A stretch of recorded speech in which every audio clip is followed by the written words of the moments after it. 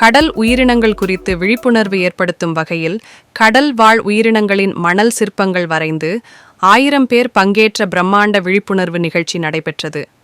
கடல் வளங்கள் மற்றும் கடல்வாழ் உயிரினங்களை பாதுகாப்பதன் அவசியம் குறித்த விழிப்புணர்வை ஏற்படுத்தும் வகையில் சென்னை கிழக்கு கடற்கரை சாலை பாலவாக்கம் கடற்கரையில் மாபெரும் மணல் சிற்ப விழிப்புணர்வு நிகழ்வு நடைபெற்றது.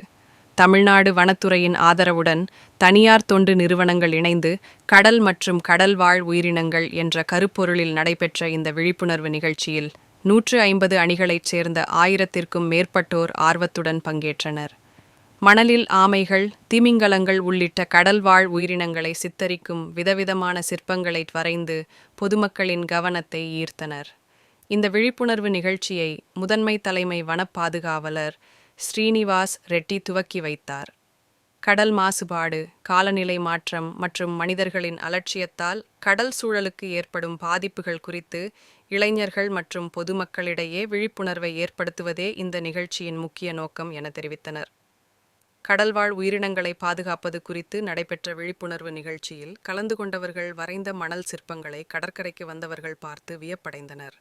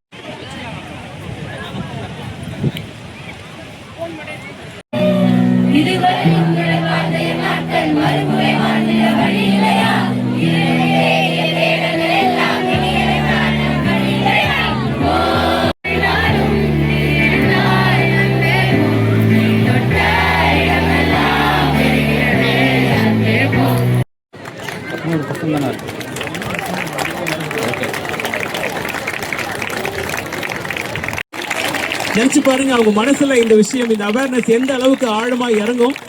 Okay, their sand sculpting was also A1 today.